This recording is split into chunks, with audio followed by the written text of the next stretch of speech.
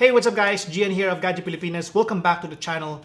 The COVID-19 situation has pushed almost all of us to stay indoors. I mean, staying at home is the best decision you can ever make today because I don't think that this situation is ever going to change anytime soon. So it begs the question, kailangan nyo ba talaga ng cellphone na may big battery? Yan ang pag-usapan natin ngayon sa video na to. Let's get started.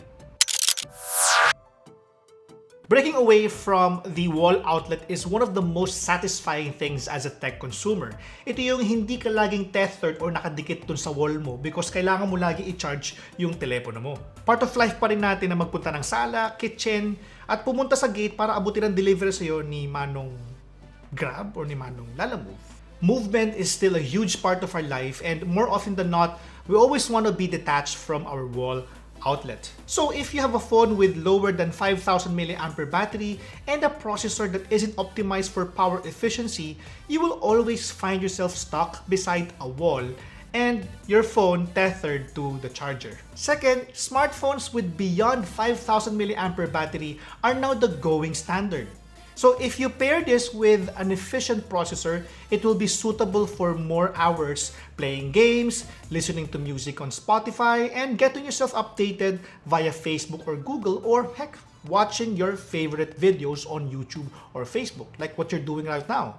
I believe it's also essential to consider this when you're buying your next smartphone. So, whether or not ang smartphone na bibili mo ay budget or flagship, it is always best to consider a phone with at least more than 5,000 mAh battery.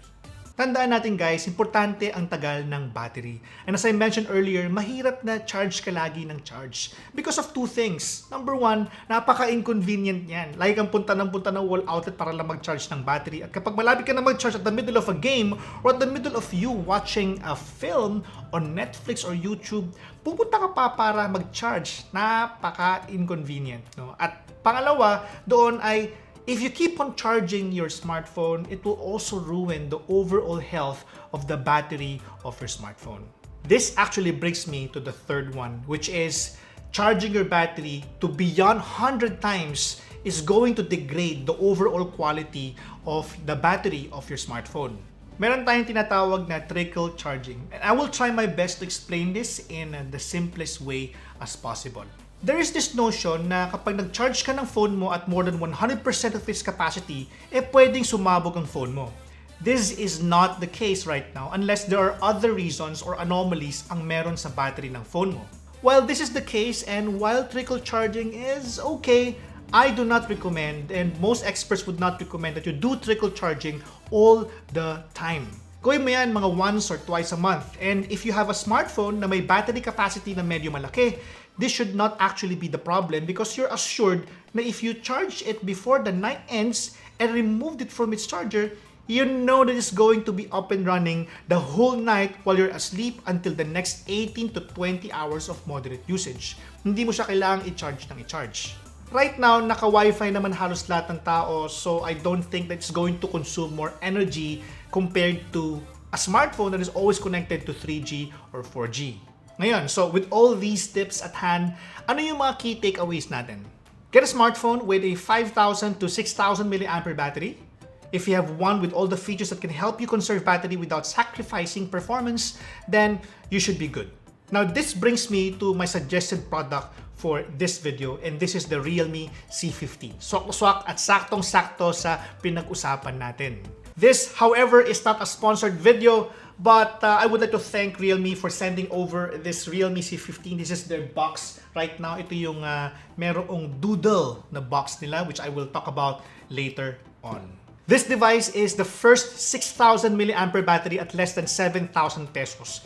It has a dedicated energy mode, which they call Super Eco Mode, which optimizes both battery and overall performance.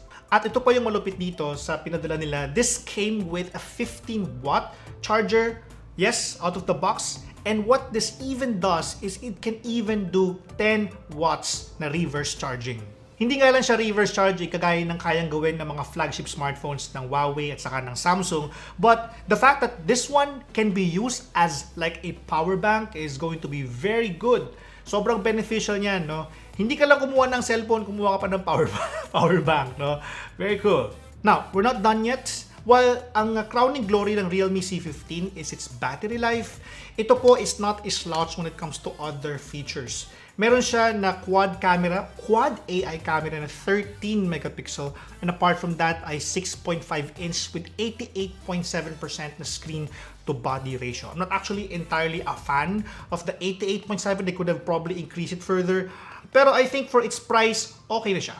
Now, in terms of processor, this is running on a Helio G35 with either 3GB or 4GB of RAM. So, medyo kaparehas siya in terms of processor dun sa Realme C11.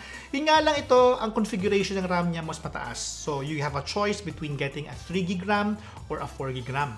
Yung 3GB RAM configuration nila is available via Lazada or online exclusive.